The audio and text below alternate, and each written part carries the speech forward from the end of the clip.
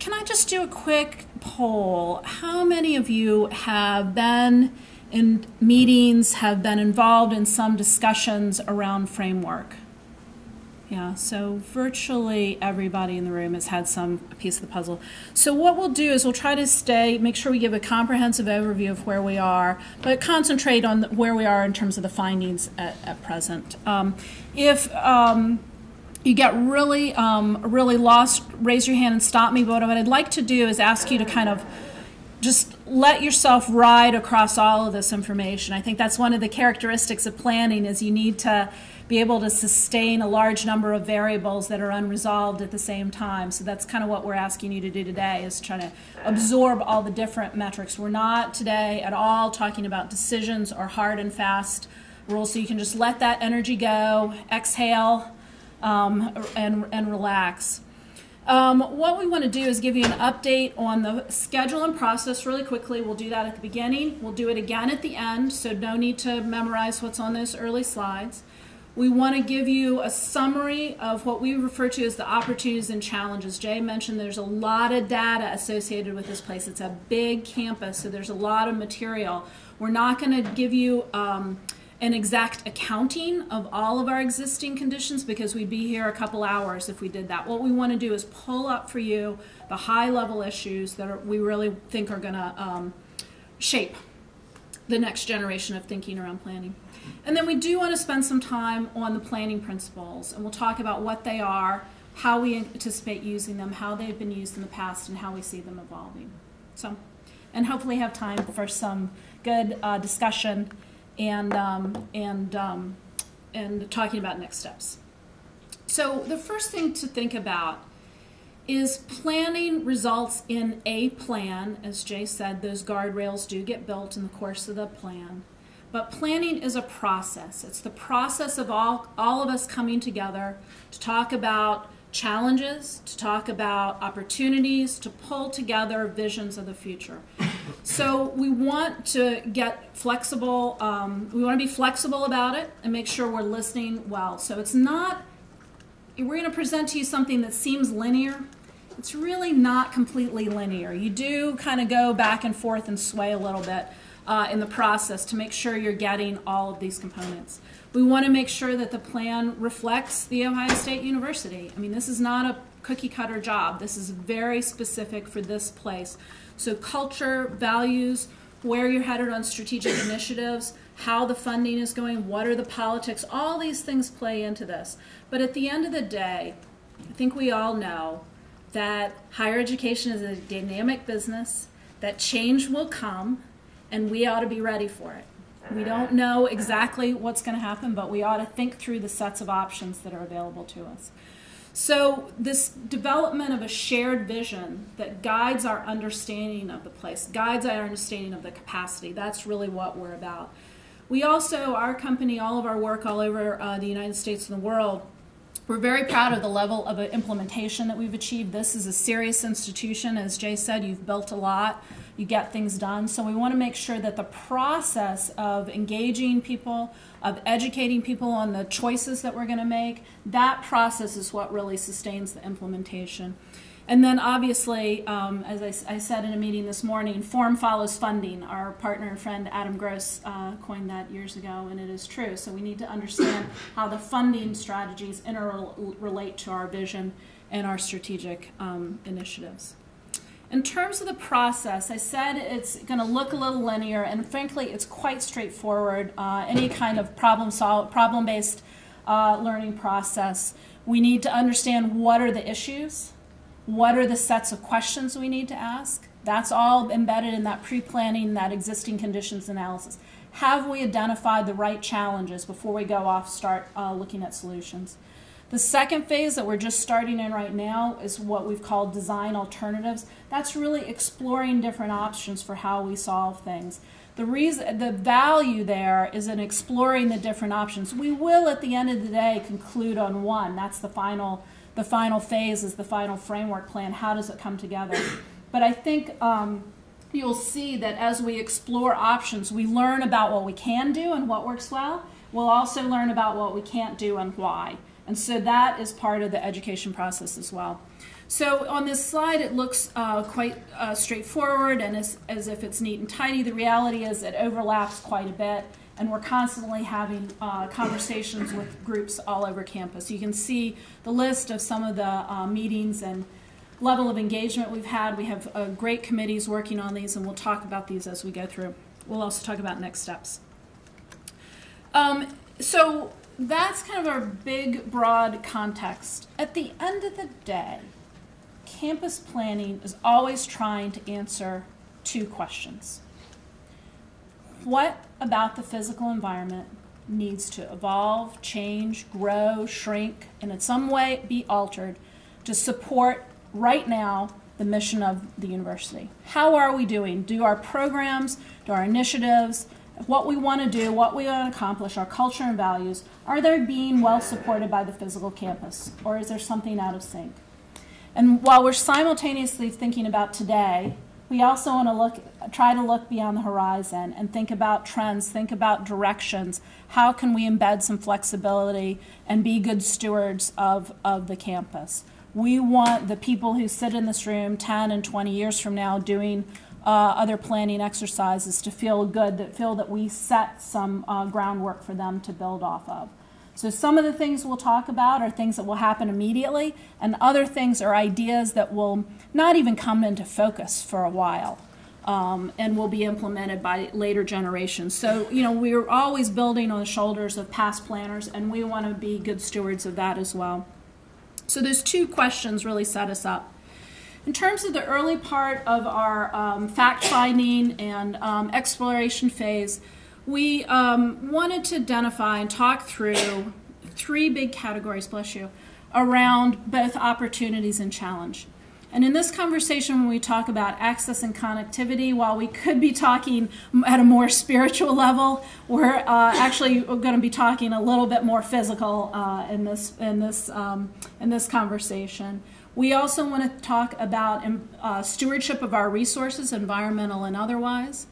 And then this critical piece of the puzzle is how are we aligning people, programs, and the physical place where they come together. So those are three big categories we want to touch on. There are things that I'm just going to have to, we're not going to get into and we're going to leave out, but these are the three topmost ones. And as we think about starting in on access and connectivity, right, we have seen that, you know, as people who don't live in Columbus, but where a lot of our teammates are from Columbus, Columbus is one of the biggest assets for the university. It's really exciting to be in a growing city as opposed to a city that's shrinking. And there are a lot of dynamic things going on that make that a significant asset. This framework plan is really dealing with the main campus, that block in the middle. Can I point? Do you see that? Yes. The big block in the middle. One of the things that really strikes us is this land area is really as big or probably a little bit bigger than all of downtown. So I mean, we talk about Jay talked about the comprehensive nature of this place and just how big and strong it is. It's also physically big and strong and has big impact. So we always want to be cognizant of that larger context. We want to think about the immediate context as well, the diversity of the neighborhoods that surround the campus, how that interrelates. These are the institution and the host communities are always interrelated to each other, so we want to be cognizant of those things. We also have spent a lot of time thinking about access and connectivity as it relates to roadways and how people literally get here. I think it's incredibly distinctive that the campus not only has a river body that divides it north-south, but a highway that roughly divides it north-south, and then another highway just off to the east again. So these kind of north-south striations of this campus are part of the distinctions that give it form and give it access. So we've looked a lot at those existing and potential areas of connectivity. And as we think about the highways and gateways, you know, we're struck that while on the one hand there's a lot of access, but some of it is not intuitive or poor quality, or simply the route between the access and the campus is not well defined. So we think there's a lot of potential there to improve whether it's first-time visitors or occasional visitors, or how we interrelate with the larger community through these components and daily access. So thinking boldly about the 315 corridor and those access points, you have a lot of access. How do you define their uses? How do you improve them? Particularly as it relates to the medical center, I think all of you are probably aware that on any given day, the population, any given work day, the population on the campus is undeniably the highest at the medical center between visitors and staff and everyone coming in and out. So particular care around the medical center interchanges. And then think broadly about, over time, access from 71 and how that could be an asset. So those are all things that are around physical access and physical connectivity at the macro level. Drilling down to more at the campus scale, you know, this campus, you have a beautiful campus. It is beautiful. I mean, the Oval, these are iconic American treasures, the kind of core of campus. And just the richness of the pedestrian environment, how it feels, when you're walking around, particularly on a fall day, is fantastic. We have some parts of the campus, particularly to the west, where we actually have a lot of teaching, learning, research, a lot of activities going on, and we are really bereft in pedestrian facilities, no sidewalks, not a clear path to go, wouldn't feel good even if you were walking on a sidewalk. So we have some areas where it's almost like a blank slate of building. We have other areas like the High Street neighborhood, the Med Center area, where we have some of that, but we know it's not where it ought to be. So how do we think about supporting a pedestrian environment more holistically across the campus? We also think we have a lot of opportunity to be pretty bold and build bike and other infrastructure, other transportation infrastructure into the plan. You've done some of that. There's more to go. And so those are all issues that we think about relative to this access and moving around physically on campus. Now, you know, that's one piece of the puzzle. Another piece of the puzzle we talked about is stewardship of resources. And again, as Jay said, this is a spectacular land holding. It is amazing. I was in a meeting this morning and we were talking about what you would do if the university were in a cornfield instead of a city. And somebody said, well, we have that too. We have the cornfield too. So this kind of makeup of this incredible 1,600 acres, it's a very diverse set of land holdings that make up the entire campus. We would be naive to think we would treat all of them the same. One size does not fit all in our approach to this. So we've got some areas with really wonderful density and richness in the core. We've got some other areas at the west that are very landscape dominant. We know that about 40% of the total land holding is covered by something that does not allow rainwater to sink into the ground, so whether that's parking the sidewalks and streets or the building rooftops. So as we think about our environmental stewardship, how are we thinking about those components? Not to mention the river that runs through the middle of the composition.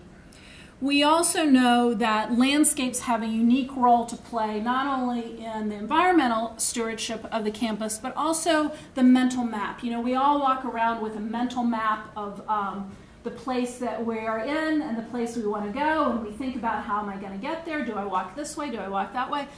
Do I drive? Do I turn? These really signature, beautiful landscapes, as well as these iconic kind of rec fields and other areas, do contribute to that mental map. So they contribute to how we think about the place. They contribute to the sense of quality of the place when they're really high quality and something that you're proud of. So they're important components. Our team feels that there are more opportunities not only on the kind of environmental stewardship side, but also on just placemaking and integrating movement around campus into those. So some great opportunities there. One of the things we're thinking a lot about is how the university has been establishing and revisiting and reestablishing goals around sustainable and high performance components, energy, water, waste, those sorts of things. One of the really interesting ones, just as a snapshot, is not only the campus, but also Columbus has a goal of doubling the tree canopy by 2025. So as you think about it, you know, where are the trees on campus? Actually, the core of campus has the highest percentage of tree coverage right now on the campus. So there are some great things that we think can happen, not only finishing what you've started around the river, and components there, but also dynamic things around tree coverage and other components. You know, in my career, like 30 years doing this, I think stormwater could be be amongst the things that has changed the most in my career. It used to be it was all in a pipe, you didn't see it, and you didn't think about it because it was in a pipe and I didn't see it. And our attitude as a society, as a culture, toward not only the stormwater component, but the freshwater components, water is elevating in importance in all of our lives. You are already incorporating more modern practices around stormwater management and natural systems and building them together. But like any campus and city of your age, you've got a ways to go. We've got a lot of piped infrastructure, and we're going to reconsider that as we go. So that needs to be thought of. There is a land use, and there certainly is a financial cost. Regulations around stormwater have changed dramatically in the last 50 years. So as we think about physical development, renewal of the campus, we're going to be thinking about those components as well. And then getting into how we use our space, how we use the physical campus, and these issues of alignment. You know, I think, again, we talked earlier about the mental map. I think we all carry around a mental map around the buildings as well. One of the ways we think about space is around building use. In other words, the type of space as opposed to who owns it. So we think about this as a classroom as opposed to a business school. But we also need to look at it in a lot of different ways. So where are different components? The university has an amazing wealth of data on these components, so we're able to slice the data and look at it in a lot of different ways, whether it's around where more traditional teaching learning is happening, where research is happening, what is happening on the campus, kind of the heat map of activity throughout the day. So we've explored some of those components. We've also, simultaneously to all of that, looking at a space needs assessment. So many of you we've met, Lisa Keith in the back, Lisa, wave, and Jessica Leonard, as well as Carolyn Keith, everybody from PAIR, have done a lot of meetings looking at space need. And so as we think about assessing our space needs, we wanted to give you a snapshot of this. Any space needs analysis is a snapshot at a point in time. So this is actually using the fall 2014 data because it's the most complete data set at the time we started. You always want to use a fall data set. The other thing I just want to mention as we go into this, you uncover problems you know you had, and sometimes they're problems that you're really not going to do anything about. So the goal of the analysis is not to get to zero, to get to perfect, to get to a perfect condition of space.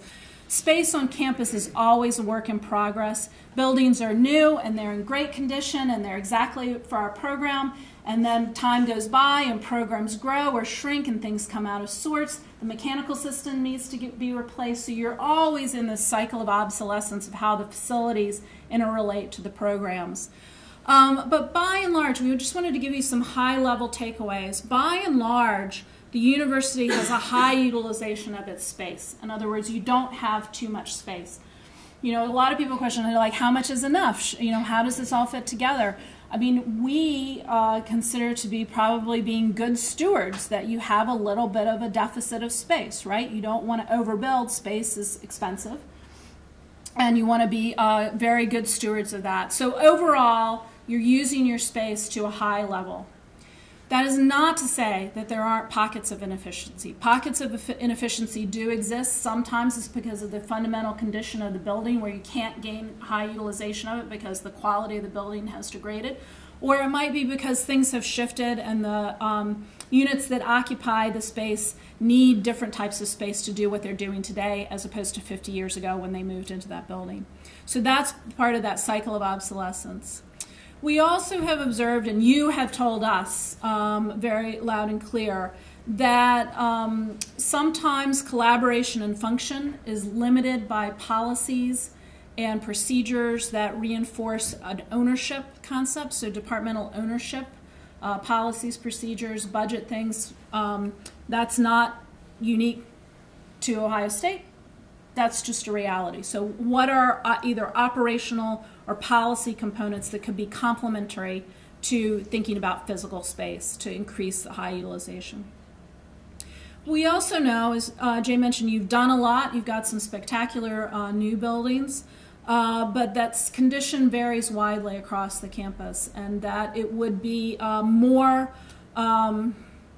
acceptable to everybody. It would feel a lot better for everybody involved if there was if we narrowed that band. So this idea of reasonable comparability, that we know we're not going to get every space to the brand spanking new quality, but can we bring that in so that it's not quite so big of a delta?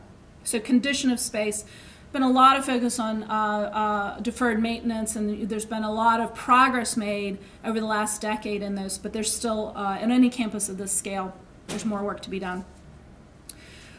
So we just wanted to give you a snapshot. We're still working through the analysis and still working through the kind of detailed numbers. It's an iterative process of kind of going back and forth, making sure the data is in the right category, refining it, keeping on moving. So we're getting closer to the findings, but right now it is looking like there's about a 10%, a need for about 10% more space on the campus than we have now.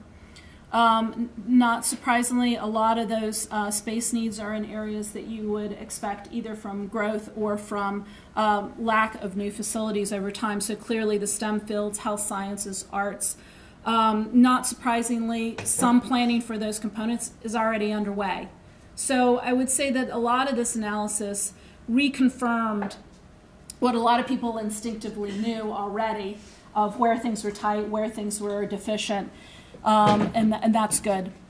Again, just a reminder, our goal is not to get to zero. So, for instance, if you think about Carolyn's office is in a building that used to be part of the power plant. Her office space is never going to be at the highest utilization for that. And to be honest, we're probably not going to do anything about that. So that's a stat that might show up as a lack of utilization or overutilization in some cases, but we're not going to prioritize that as something we're going to deal with. So I just want you to kind of understand the role of this. It's to feed into the decision making. It's not to be completely and cleanly satisfied and taken away. So just to drill a little bit more into this. You know, when you come to this place, again, spectacular, land-grant institution, research intensive, you know, you changed the world here through a lot of your research. Not surprisingly, we did find that there is a need for more space to support the research component of the university. But really, in a lot of ways, that isn't the biggest need that the analysis is uncovering. The analysis is uncovering a bigger need around a comprehensive instructional theme, so student experience, student success. So I'll walk you through a few of these examples. So you have enough individual classrooms. You don't have enough space in your classrooms to support the pedagogy that a lot of groups want to succeed. So you have enough doors, you don't have enough space behind the doors. So as we think about modern pedagogy, changing desires, problem-based learning, flexible learning, we're seeing a disconnect there and a need for more space there. There is a shortage of other types of instructional space across a broader realm. Labs in particular, study space, whether it's in the library or distributed across the campus, not all in the library. Assembly and exhibit space, a lot of that has to do with arts and other components. You know, some of these, again, you're already thinking about as you think about 15th and High and other things that you're planning. On some of the study space, the way you'll get at some of that, solve some of that, is not necessarily by building a study space building, but maybe you'll move a few more collections to off-site storage or compact storage and convert some space in libraries to study space. So there are different ways that this could be tackled. The shortage of student-centered space, obviously you've built a lot. If your mind's eye is pointed at the undergraduate experience, I think that might seem a little bit confusing because there has been a lot of great investment in student-centered space. But when you think about the health sciences, there's a real deficit around student support, student space in that part of the campus. And then we've talked about the office space. A lot of times with office space, tightness and shortage has to do with the physical condition of the space that you're in, whether it's flexible to be accommodated. The last framework plan had a very similar finding in that regard. So that's really around space. What we wanted to get back to is kind of where we headed with all of these components.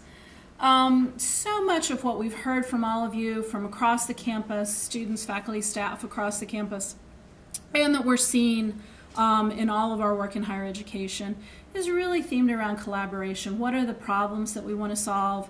How do we solve them? How does that come together? And we feel strongly that really this crossroads where you're bringing ideas, people, place, programs all together is where a lot of that happens. And how can physical space support that? So there's a lot of collaboration already happening on campus. There's a lot of innovation already happening. You have some great examples we've heard over and over again. CBAC is a great example of kind of pushing yourselves to advance around sharing ideas and innovation and partnerships. But really there is more work to be done. There really is more work to be done.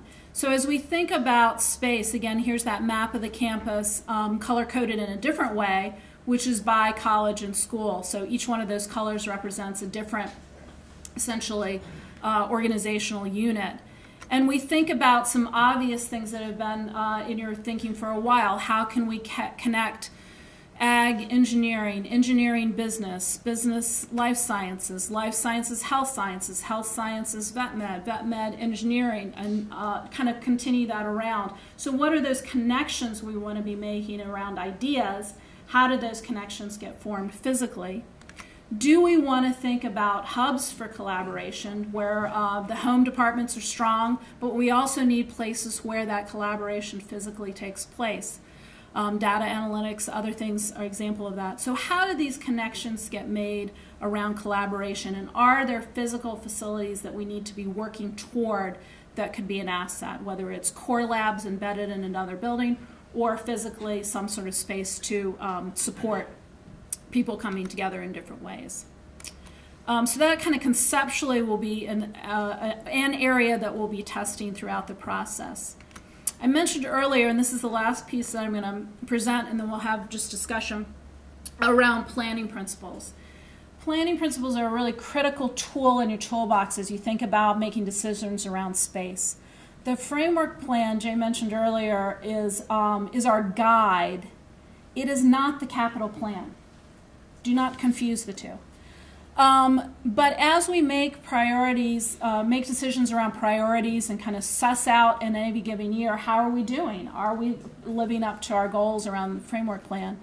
Planning principles can be critical in that. The last framework plan had some really wonderful principles that served the university very well. We said earlier we're trying to connect a lot of dots and really think about a process. So what are the mission values around the place that we wouldn't want to lose? They should embody that. We should be able to test ideas against these values statements and think of them as a guide to not only our problem solving but our decision making, and create that stewardship ethos. So we've identified 5 big areas around principles that we'd just like to go over. I think these will be on the website. So I'm going to stay pretty high level, but if you're a wordsmither and really want to get into it, there'll be places to scratch that itch on the web. And we've thought a lot about what is the nature of a 21st century land-grant university. And what I'm just going to do is walk through these 5 big areas that we've talked about. The first one we've already started talking about is around collaboration. So how do we engage the whole campus as a learning environment? What are the things to support interdisciplinary learning, research, and discourse? And how do these things come together? How do we support collaboration as something that we believe in and want to support? Innovation and partnerships, the role of, I'm sure you're familiar with the term anchor institutions. So cities are really built, particularly today, so much around anchor institutions. This is a really big anchor. So how do we think about innovations and partnerships, our role in economic development and role in Columbus?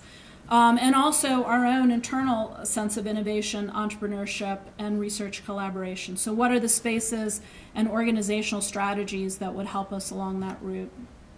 We've talked a lot throughout this time together around the quality and condition of facilities. As I said before, there's been a lot of progress made on facilities condition, but there's more to go. We were talking earlier about, the sort of priority setting, the sets of dials that one turns as you're trying to solve a problem around space. The first one ought to be operations and policy. Is there a way through using space different or managing space different that you can get higher utilization out of it? The greenest building is the one that never got built because you used your space more wisely. And then how could we renovate? Is there a way to renovate and make our existing space more functional? And then at the bottom of that is new construction. So how are we thinking about stewardship across all of our existing space? Connectivity, we've talked a lot about circulation networks, gateways, mobility across campus. So really reinforcing all those components. We think there's more to be done there.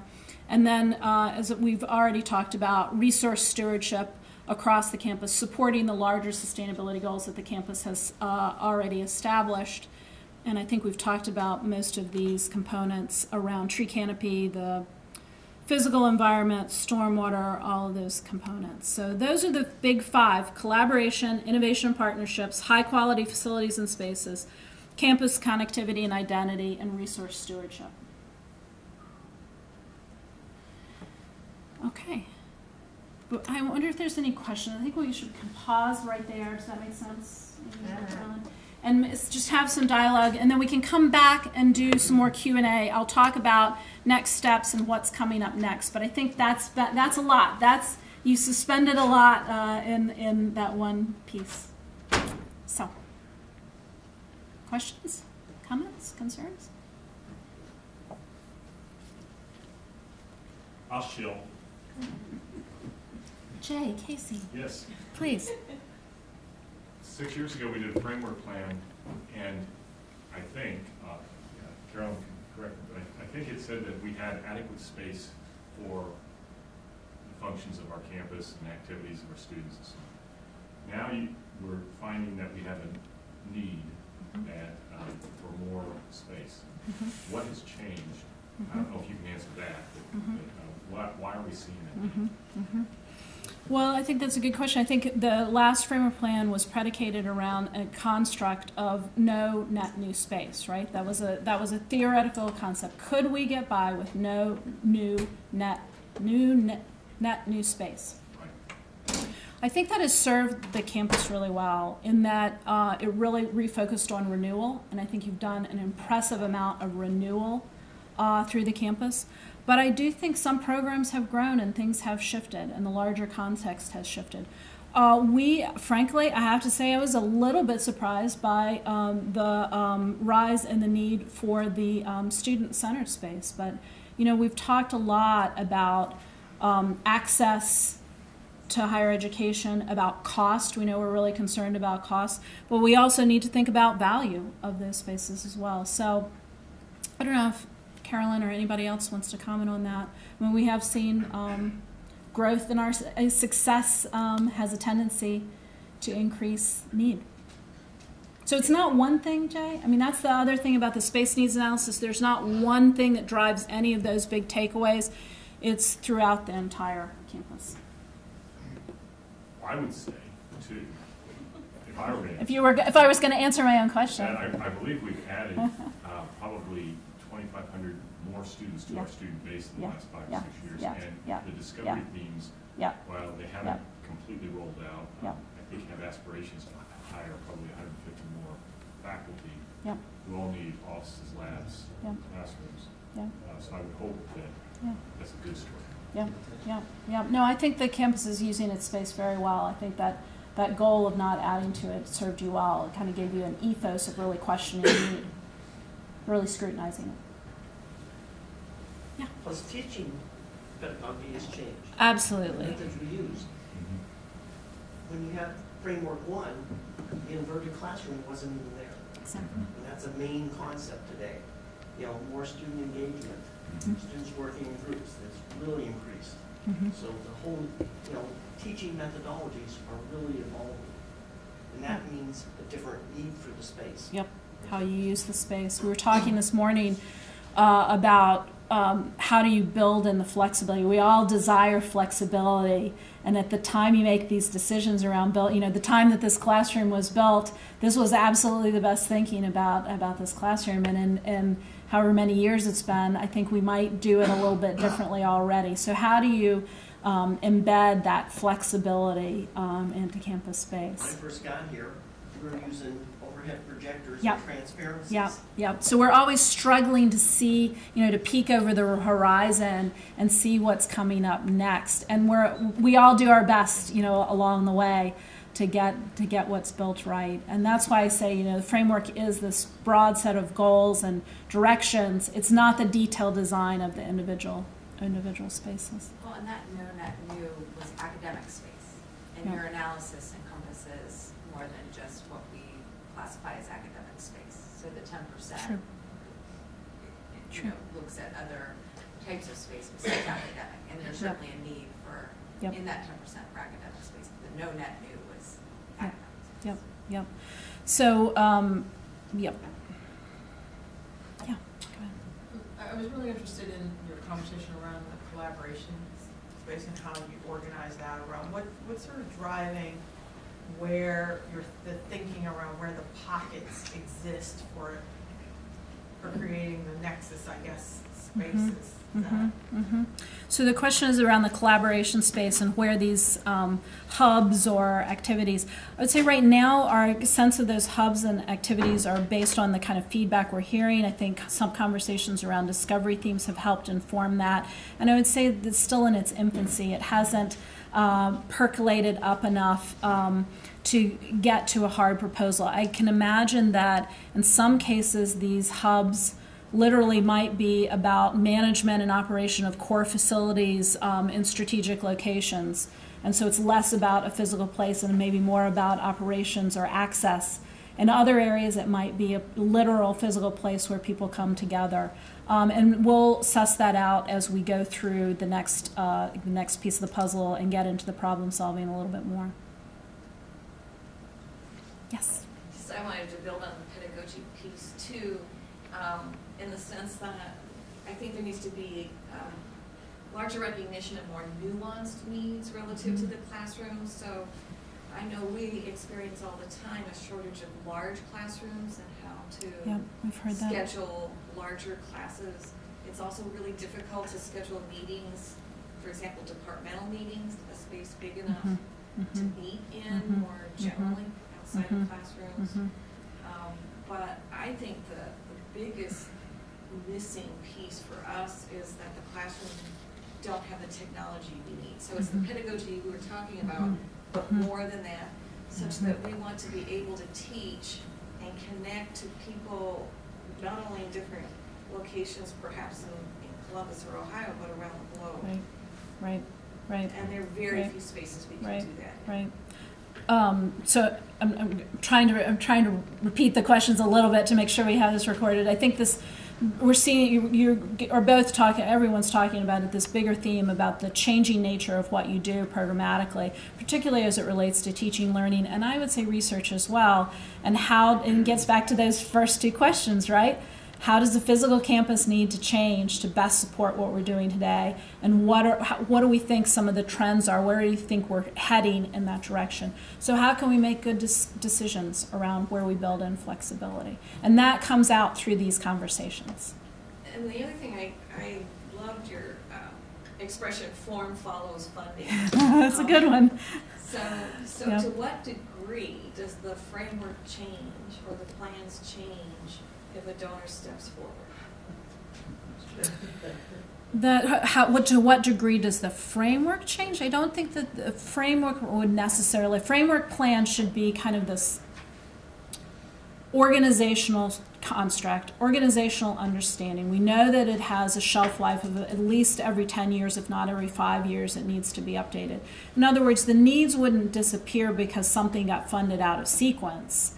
But the implementation strategy needs to be more agile than once every 5 or 10 years. I mean, you do capital planning every year, right? Every year, but that's really a good point. We'll have a needs inventory, which a lot of people participate in here, needs inventory, developing that each year. Some things jump the line if they have adequate funding. There's a tremendous discussion I've been a part of, well, what's adequate mean? Is that 30% of the construction, is it 100%, is it 100% plus a endowment to pay for future maintenance costs? So I think that's a really good question that seems to me to have different answers to it. But I don't think the framework is just the guardrails and yeah. I do think as it relates to implementation, an interesting thing that your question reminds me is, as we think about our ideas, and as we're meeting, a couple months from now, and 6 months from now, 8 months from now, and we're talking about ideas, one of the things we do filter these ideas with is how will it be implemented? Can it be implemented in phases? Because it's not only does the money come for XYZ initiative, in what amounts? It doesn't need to be phased. Does it come all at once? What are the enabling projects? So there's a whole planning sequence that goes along with implementation that needs that kind of constant stewardship of every year refreshing it. Yes? This idea of a campus identity, and you've identified some landscapes, and you have a pretty broad background in seeing lots of different campuses. How do we stand on that in terms of, I know we feel very proud of our icons and so forth, but I'm wondering if there's opportunities to, public art or fountains, or, where are we and what have you found in visiting us? Yes, so this question is about the campus identity, the landscapes, art, all the open spaces of campus that form your identity. I have to tell you, it is a thrill for me to come. I spend all of my time on college and university campuses all over the world, and this is just a special place. I mean, I don't use that American treasure line lightly. I think really is an American treasure, particularly the Oval. What's interesting about our jobs is we simultaneously need to say, wow, you should be so proud of this campus and these landscapes, but it's also part of our job to say, we can do more, or we can do better. And so the Oval is incredible and iconic. There's still work to be done on the Oval. So we need to have those conversations sort of simultaneously. But no, it's a spectacular campus. I have to say, for me, one of the things that is so special about this place is I love the core of campus during class changes, when it's so crowded that you can barely walk on the sidewalk, and the kind of dynamism of really what is an urban scale, but within this incredible setting, and then I can walk or ride a bus or ride a bike not very far and be in what feels like a rural environment as well. So I think it's the diversity of the space types, and then you're on High Street and you're in a truly urban environment, and having that in such a compact area, it really is special. It really is special.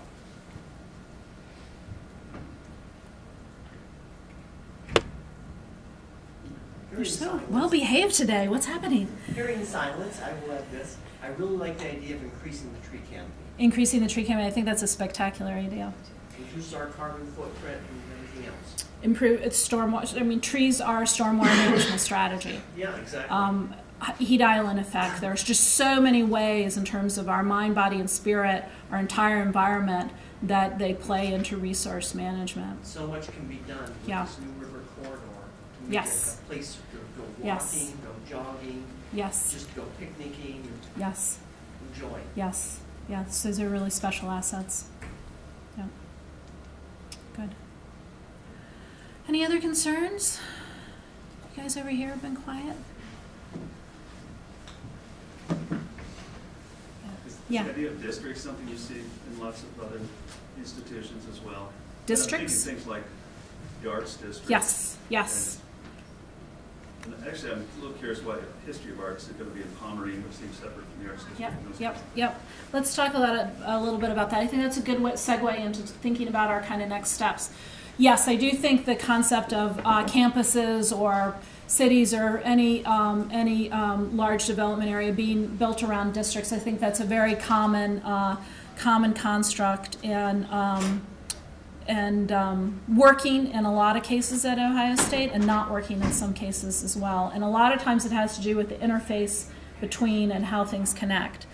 I just want to segue a little bit into our next steps. Part of the framework is to update all of our understanding around everything that's already going on. So there's a lot of planning around districts that's already going on, 15th and High, the medical center, transportation, infrastructure, deferred maintenance, energy. There's a lot of things that are going on that all of our planning will build on and incorporate.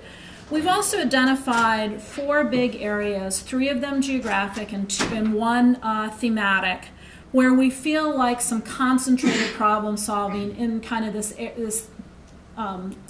mindset of districts is relevant. Stormwater, open space, recreation, we're thinking about that as a thematic layer, so we'll look at the entire campus around those issues, as opposed to the Western Lands, the Health Sciences and Medical Center area, and then the St. John's Arena area and the core being a little bit more geographically located. And a lot of this is just practical problem solving, that some areas are just too big to solve for simultaneously, and so you break it down, and then also thematically to get the right people in the room talking about ideas at the right time. So that's our strategy over the next several months, is to tackle these areas area by area. The reality is that they need and will bleed into one another significantly. So an idea that comes up at the health sciences might have a direct implication in the core, or vice versa. And then the stormwater management, open space landscape will tie a lot of these things together. And clearly we'll have to think about those in each one of the specific areas. So it's a construct for us to organize our thinking, but it's not strict. The walls of it are flexible and will evolve, because those areas are very different. Are there any innovative people moving strategies that you're planning or thinking about for the campus? We had. Did I cut you off? You know, that's just it. I mean, some of the things that hurt us if we're at the end of a section is how do we get people to a center area so they can intermingle, particularly the health sciences, is what I'm talking about, and then still get back to us within a reasonable length of time. Yep. So the question is about people moving strategies and people connecting strategies. And I think all the groups we've met with have encouraged us absolutely around the pedestrian environment, the core pedestrian facilities, which in some cases are not. That's not radical. That's basics. I think on the more innovative side, I think a lot of us feel like biking could be much more strongly and much more boldly incorporated into the campus. And then I think you may be aware that there's a whole transportation study that's recently been done looking at other facilities, networks, infrastructure around the transportation components as it relates to more mass transit type things. I'm really thinking about how do we move large groups of students in 10 to 15 minutes from one area of campus to another area if we're going to have changes in how we use buildings. Yep. And where are the pathways? Do we need to remove some obstacles? Do we need to change the way we think about moving between classes? You've already... Yeah, go ahead, Jay. I'm sorry, Parks Hall is a great example. I know, we all know, I think what you're talking about is sort of the end of the road. And I don't think there's an easy solution to that other than trying to think about how we schedule and start to develop the medical center academic environment, and how we start to centralize some of that may or may not be centered around Parks Hall, but making sure your students are involved in all of those things if they start to come together in the medical district. But we have to enhance that building also to be a good I was building. thinking you might just drill tunnels all the way around the campus and run something. There is a really big tunnel out in front of your building. Construction tunnels conversion. Yeah. Any more? You guys have been very well behaved. I really would urge you to look at the website. There's a, Nicole, is the survey up? So there's a survey up, very simple, very, very short. Just trying to keep people engaged and keep that feedback going. Please, ask your colleagues to look at that. I'm sorry, we'll come back, but just spend some time on that, and then this presentation, the slides and the presentation will be on the web. Sorry, you had a question. Yeah, so I'll try one final question. Student government has been involved pretty closely with the framework. We've had an incredible partnership with Jay Casey's office that we're very thankful for. I just wanted to say, the majority of our discussions have centered around affordability, recognizing, of course, that this is not the capital plan that we're looking at currently. Construction of new spaces, renovation of existing spaces, as you said, it's an expensive endeavor. Yep. And looking at some of the projects that we've invested in the past, all the new dorms up on North Campus, the Ohio Union, the RPAC, have been very expensive projects for us. In some cases, we're still paying down the debt and will for a long time. So out of student government, our central concern with the framework has been that there is an eye for the cost effectiveness, the return on investment that Absolutely. These new projects are going to give us. And I was wondering, just as a general question, how can those concerns be built into the framework itself, separate from the capital? Well, I definitely think they are, in that point of view has been very clearly, and I wouldn't say it's just the students who are concerned about that. I mean, we've heard that concern across the entire campus.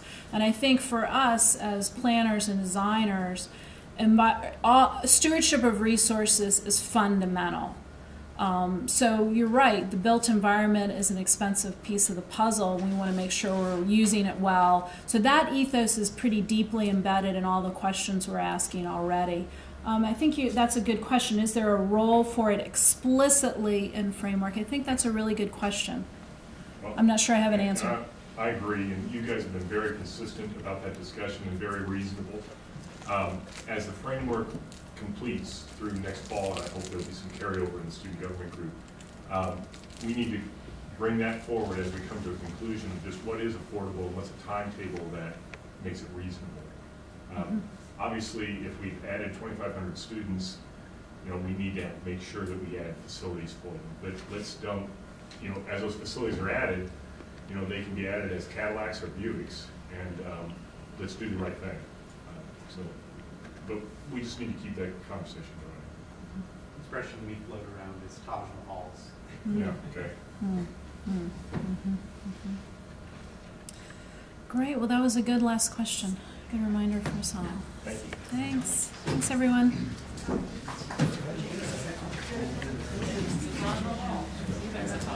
Yeah.